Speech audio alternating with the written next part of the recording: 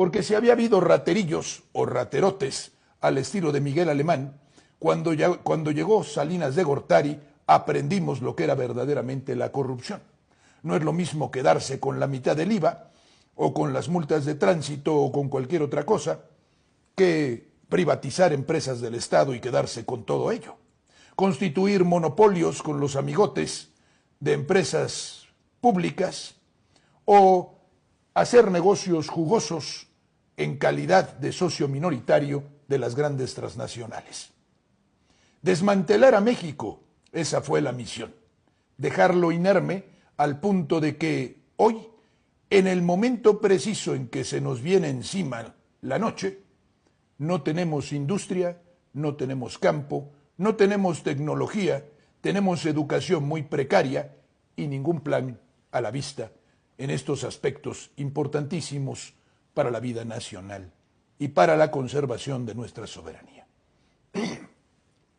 La buena fe, la contención, la suerte, el designio divino o el que nos pase como en aquel entonces cuando el Senado de Estados Unidos no pudo, no quiso o se le olvidó ratificar el Tratado McLean-Ocampo, por poner un ejemplo, o cuando un enviado estadounidense para negociar el Tratado de Guadalupe Hidalgo terminó defendiendo a México diciendo que lo que estaba haciendo Estados Unidos era de una indecencia tal que era insoportable para él. Salvados por la voluntad ajena, como cuando en el fútbol dependemos para descender, por ejemplo, como equipo, del resultado de un tercero y no de nuestra propia voluntad ni de nuestros propios hechos o actos.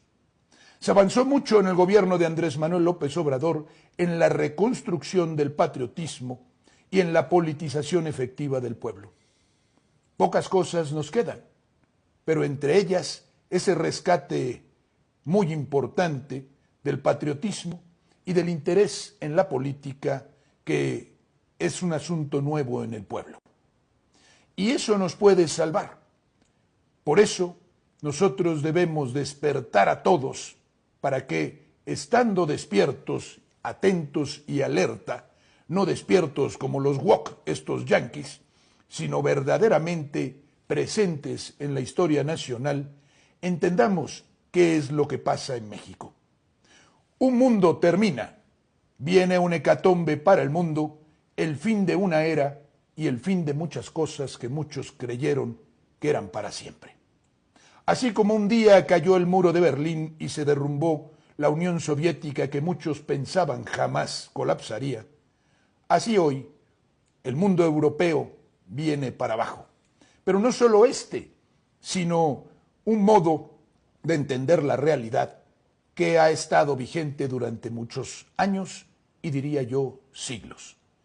La arquitectura política internacional colapsa, los edificios colapsan, tanto los recientes construidos por los Estados Unidos como potencia hegemónica, como los construidos desde antes por las naciones europeas, diría yo, desde las guerras de religión en el siglo XVII y el acuerdo al que llegaron entonces para convivir entre ellas y evitar que hubiera guerras, asunto que no funcionó.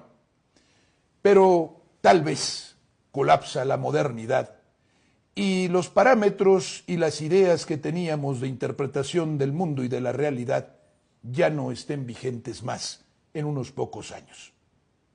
Se nos viene la noche, pero en esta noche, en los momentos más oscuros, en los momentos más difíciles, cuando todo parece perdido, viene la salvación, porque son precisamente estos momentos aquellos en los que están las oportunidades.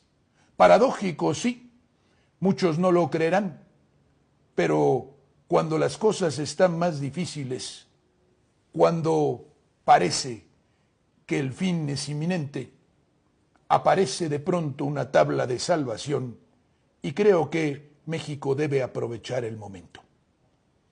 No tenemos capacidad de resistencia material y objetiva, pero la tenemos espiritual, la tenemos moral y la tenemos en este patriotismo renacido y en esta conciencia que tenemos de nosotros, en medio de un mundo que perdió no solamente el rumbo, no solamente no sabe dónde está el puerto y hacia dónde va, no solamente la brújula enloqueció en sus regiones o en sus países, sino que ni siquiera sabe quién es.